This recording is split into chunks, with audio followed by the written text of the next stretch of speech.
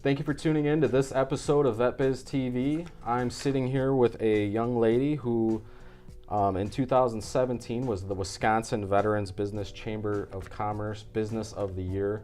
She was also just featured in one of the largest veteran-owned businesses in Milwaukee by the Milwaukee Business Journal, and she has one of the coolest names you'll ever hear. It's almost like a superhero. Her name is Jessica Dragan. And I appreciate you having us here today, Jessica. It's an absolute pleasure to be sitting down with you and learning about you personally and your business. Thank you. I really appreciate that. Thanks for having us. Awesome. Can you just start off telling us a little bit about your background, where you're from? Do you have any family, things of that nature? Yeah, I grew up in Bayview, Wisconsin. I went through all the schools in the area, including Bayview High School. As a child, I loved doing jobs like working at a pet store, working with animals, and just basically taking care of stuff and moving around. And then in 2000, I decided to join the Army and travel a little bit. When I got done with the Army, I actually moved to Los Angeles, California, where I went to school for massage therapy. And I had ended up in business, and now I've been back in Milwaukee for the last 10 years.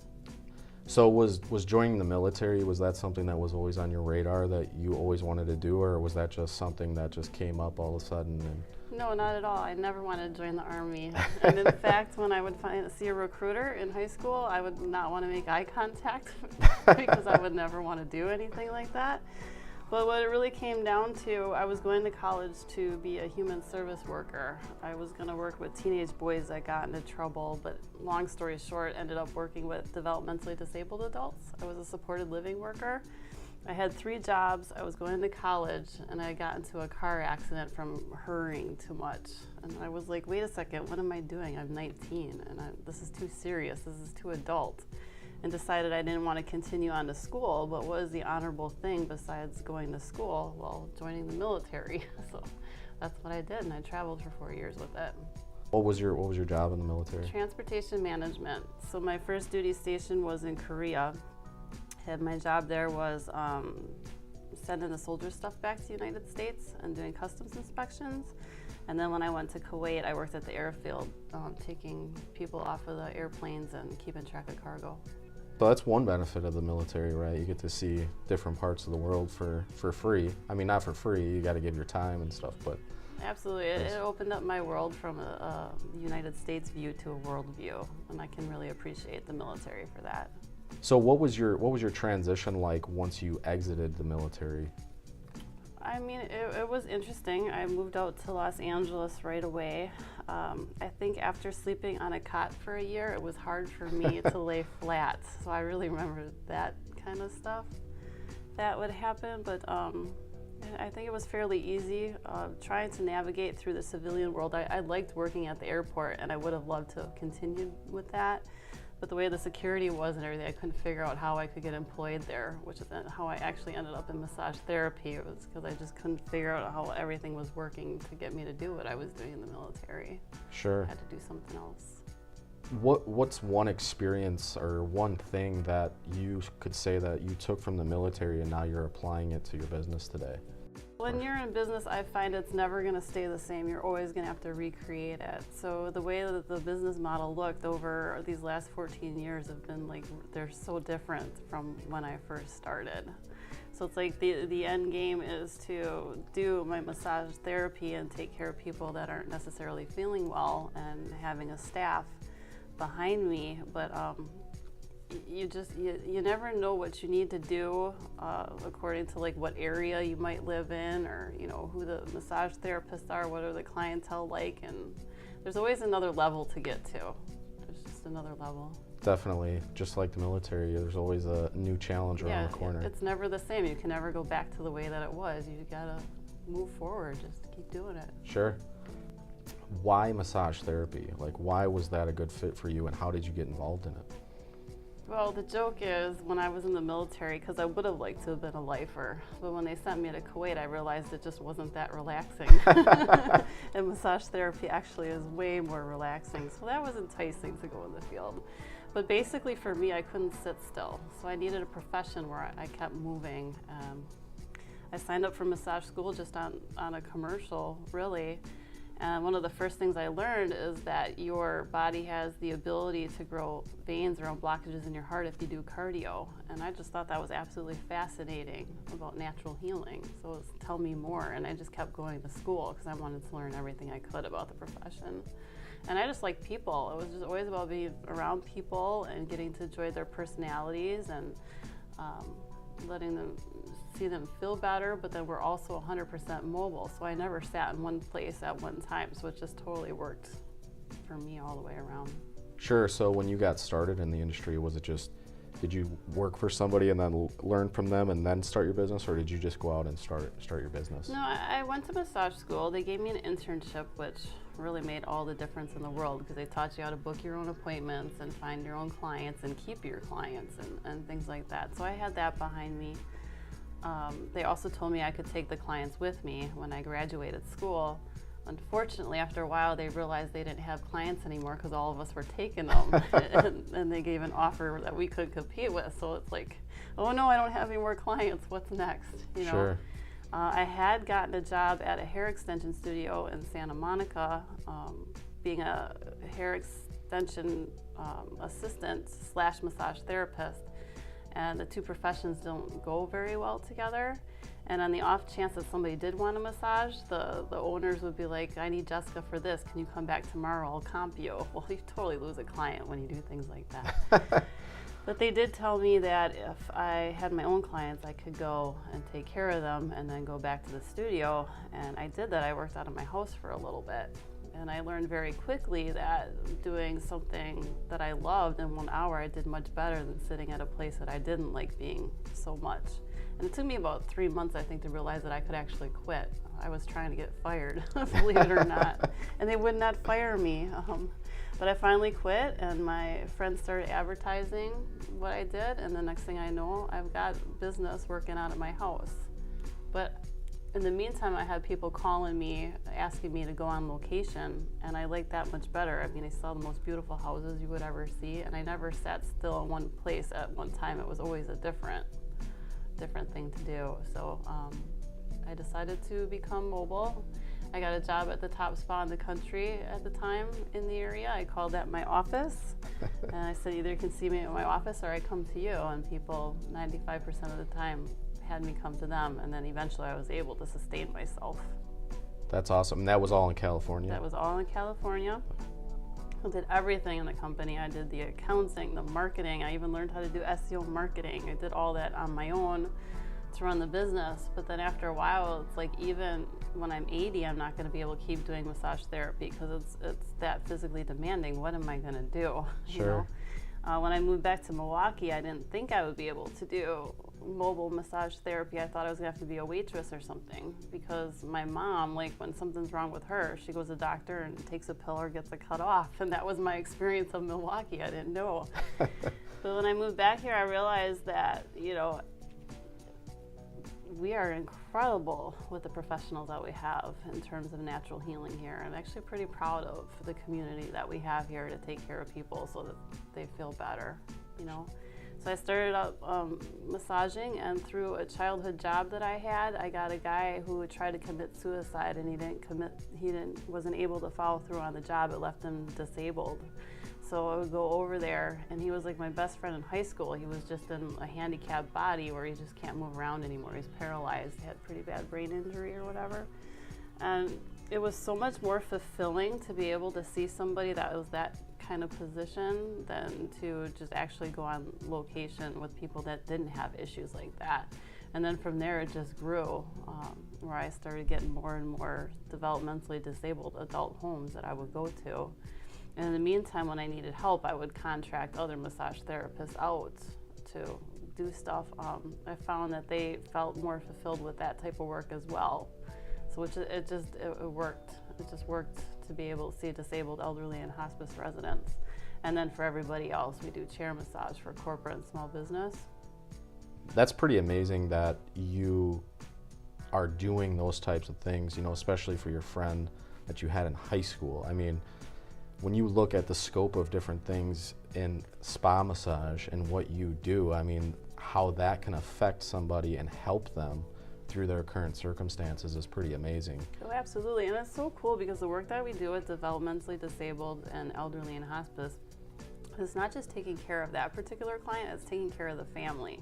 Because the family doesn't necessarily know what to do with somebody that's in that position, and they want to take care of their loved ones, and they're tired of watching the suffering. And the fact that we can come in there and make people feel better or stay the same as they were when we find them, never worse, it's really comforting for them. Sure. It's a everybody wins kind of situation. Definitely. Yeah. So with all that being said, I mean, you're growing right now. Your organization is growing pretty quickly. Mm-hmm. What can you tell our viewers about your business, how it's growing, and how you're doing it? Well, in the last year, it's absolutely amazing. I was able to hire my first employee last year about this time, and she's going to be going for us full-time this May. So she works with the developmentally disabled and elderly portion of the business. I was able to get my assistant. I had tried for 3 years to hire her, and she finally came in about this time last year. And we also launched into Illinois, Maryland, and Washington. So it just started to grow. Right now we have about 12 people, half our employees and half our independent contractors. I'm no longer a massage therapist. I'm retired. I'm running the business.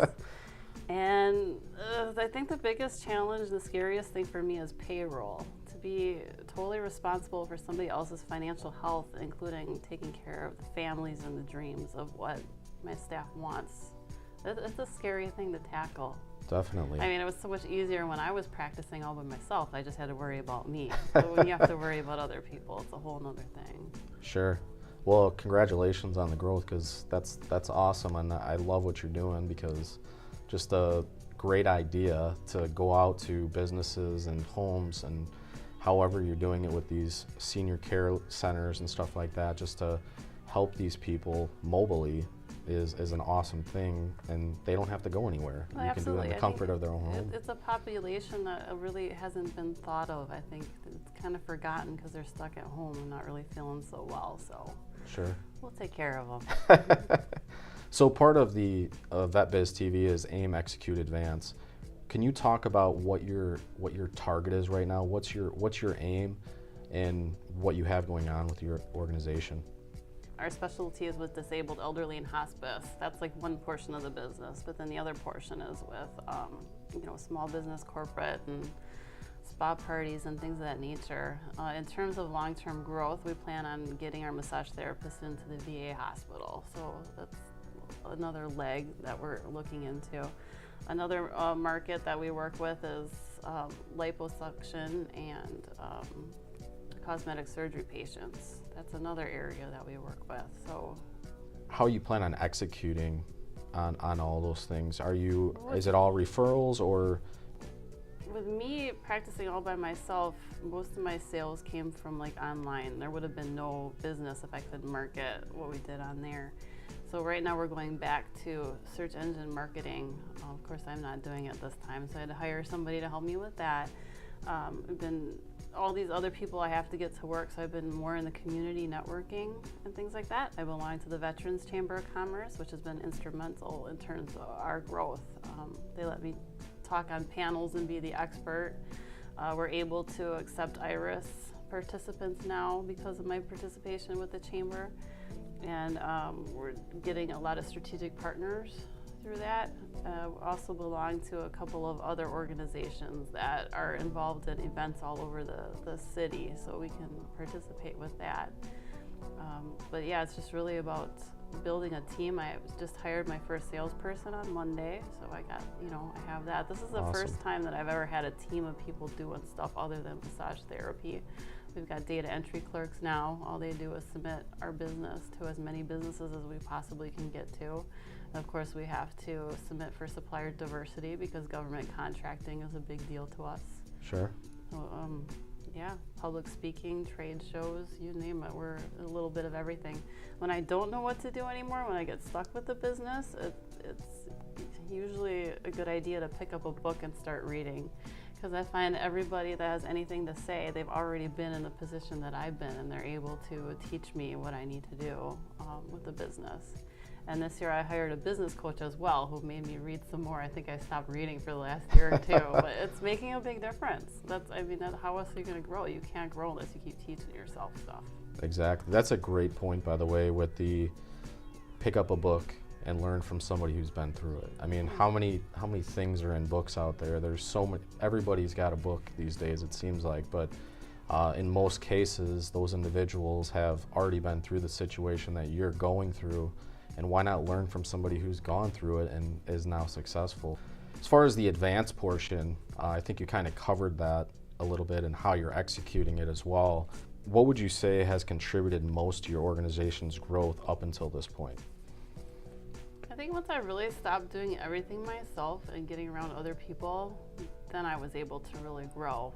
It's really about the people that you have around you, and the community absolutely loves us and what we're about, what we're doing for veterans and for their parents and their loved ones and things like that. So it's really well received after you put the time in to let people know you and what your business is about. Sure. So what's one thing that you would want our viewers to know about Spa Massage on the Go that they might not know about?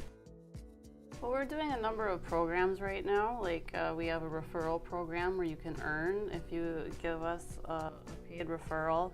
We also have a program in place that if you buy multiple chair massage sessions, we can donate a massage session to a veteran or somebody that's disabled of your choice, or we'll just pick somebody like from the Wounded Warriors program or any given thing.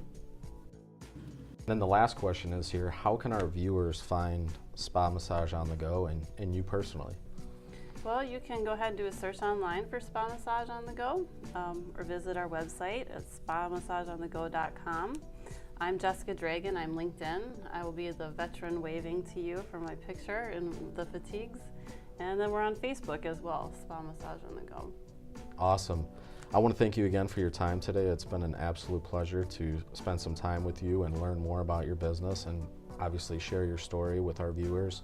And I want to thank you guys for tuning in again to this episode of VetBiz TV with Spa Massage on the Go. This episode of VetBiz TV is brought to you by the Star Group, Insurance and Risk Solutions, serving and protecting veteran-owned businesses. The Wisconsin Veterans Chamber of Commerce. Our mission is your success. Thank you for tuning in to this episode of VetBiz TV. We really do appreciate you watching. If you have any questions or comments, please put them below. We'd love to hear your feedback. Also, subscribe to our YouTube channel at www.vetbiz.tv. Just hit the subscribe button. You'll be informed of all of our newest episodes and content coming out. Again, I want to thank you again for watching, and we'll see you in the next episode.